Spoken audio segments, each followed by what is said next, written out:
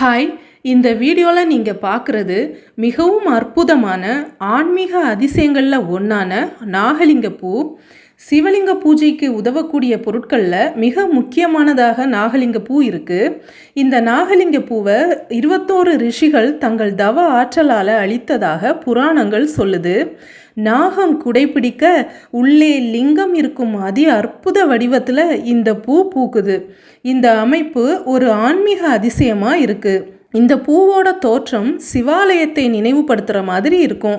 நடுவில் சிவலிங்கமும் அதை சுற்றி தவம் புரியும் ஆயிரக்கணக்கான முனிவர்களும் அவர்களுக்கு மேல் பல ஆயிரம் தலையுடைய பாம்பு இருப்பதைப் போல தெய்வாம்சம் நிறைஞ்ச அழகான வடிவத்தில் இந்த பூ இருக்குது.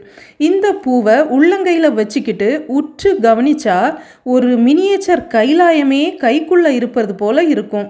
விசேஷத்துலேயும் விசேஷமாக மரத்தில் பூக்கும் பூவா வேர்பகுதிக்கு கொஞ்சம் மேலே கொத்து கொத்தா இலைகளை கொண்ட கிளைகளில் பூக்காம தனக்கென்று தான் பூப்பதற்கென்று பிரத்யேகமாக ஒரு கிளையை உருவாக்கி கொண்டு பூக்கும் மலரா நாகலிங்க பூ இருக்கு.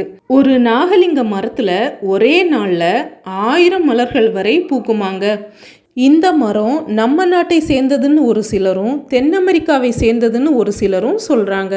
அமேசான் காட்டு பகுதிகளில் இந்த மரம் துர்தேவதைகளிடம் இருந்து காக்கும் மரமாகவும் நம்ம ஆசிய கண்டத்தில் செல்வத்தின் அடையாளமாகவும் கருதப்படுது. நீலகிரி மலைப்பகுதிக்கு ஆங்கிலேயர்களால் அறிமுகப்படுத்தப்பட்ட இந்த மரம் மிதமான தட்பவெப்ப நிலையில் வளரும் தன்மை கொண்டது. நீலகிரி மாவட்டம் பரளியாறு பகுதியில் தான் அதிகமாக காணப்படுது.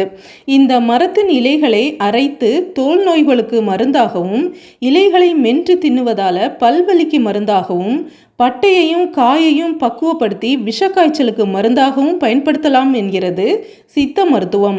இதோட உலர்ந்த பழங்கள் கீழே விழுந்து தரையில் பட்டு வெடித்து பெரும் சத்தத்தை ஏற்படுத்துறதுனால கோயில்களில் கொள்ளையர்கள் புகாமல் இருக்க பாதுகாப்புக்காகவும் கோயில்களில் நாகலிங்க மரங்கள் வளர்க்கப்படுகின்றன. நாங்கள் இந்த மரத்தை கங்கை கொண்ட சோழபுரத்தில் பார்த்தோம். நீங்கள் இந்த நாகலிங்க மரத்தை எங்கே பார்த்துருக்குறீங்கன்னு மறக்காமல் சொல்லுங்கள்.